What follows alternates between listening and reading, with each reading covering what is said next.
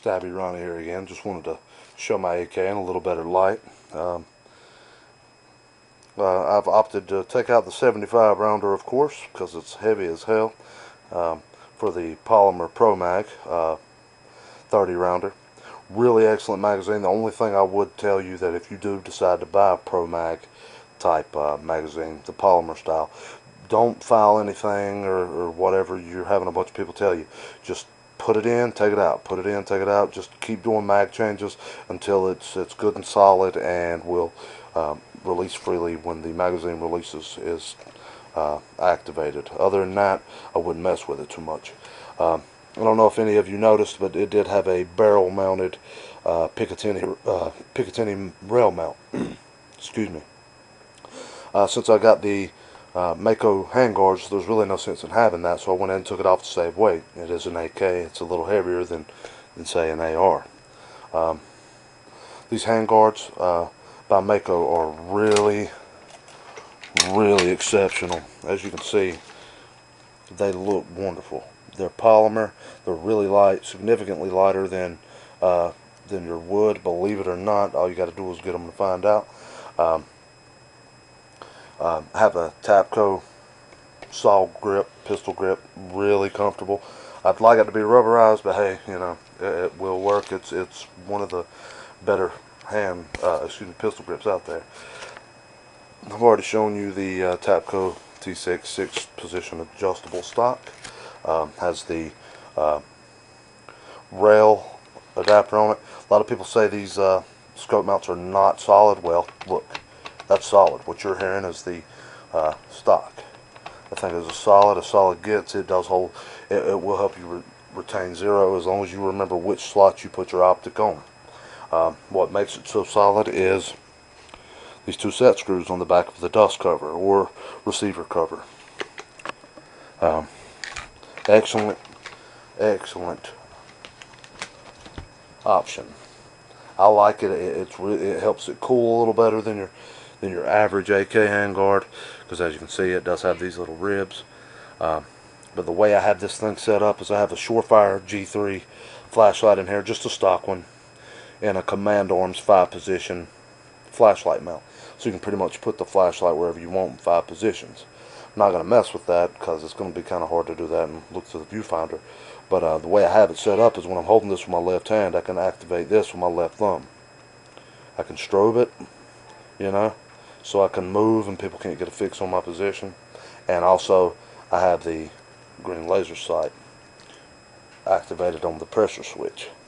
See? And that green laser is really awesome. Well, since I took the barrel mount off, it lightened up the weapon pretty good, you know, a few ounces, enough to notice. So, I mean, you know, it's a really gorgeous weapon. A lot of people do the AR versus AK thing. Well, you know, we got to admit to ourselves that wars aren't fought like they used to be. It's more urban and door-to-door type stuff. You're not going to be fighting across fields and trenches and stuff anymore. So this rifle will do, as far as a combat role, just about everything that one will, and in a cleaner, more reliable way.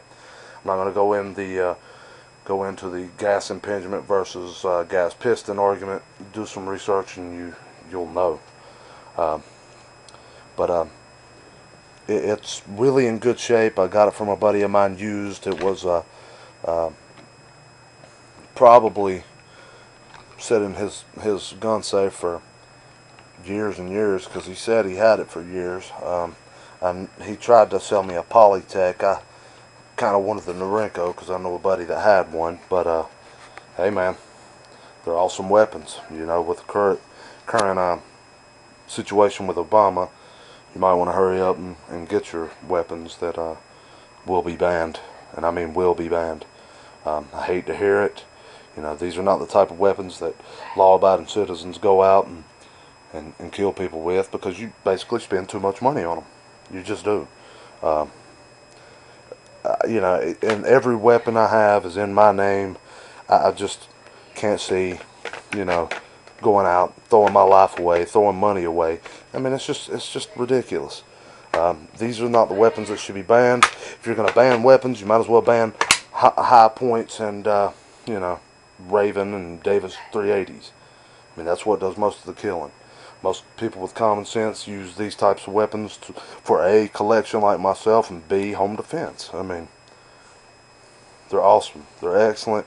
Wouldn't want a world without them, to be honest. You know, some may feel differently. I don't care. Um, as long as you're safe, guns don't kill people. People kill people. Well, I do appreciate you watching. Hope you enjoyed the little bit more up close and detailed view of my AK-47 MAK 90. By the way, if you do have a AK-47 or a variant, and it's called a MAK 90, one thing you might want to look at is the receiver here. It's a straight cut receiver on mine, but if you look at some of them, they will have what is called a slant cut receiver, which is basically where the receiver is cut like this and will have a solid piece of metal welded onto the back. Those types of MAK 90s were generally made for underfolder stocks.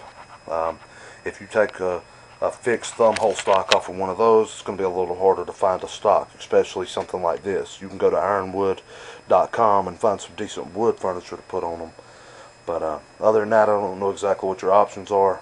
But you know, that's something to check. If you see a MAK 90 in a pawn shop or something, if this thing comes straight down like that, then it's a straight cut receiver. It will accept every kind of AK stock you can think of.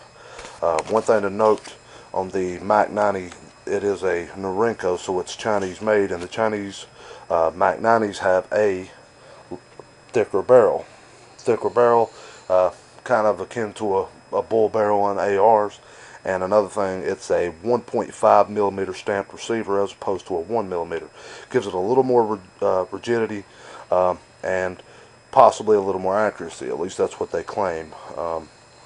This does just as good, maybe a little better than most AKs that I've shot, but you know, nothing. You know, it's not going to blow your mind compared to a, you know, a Yugo or something like that.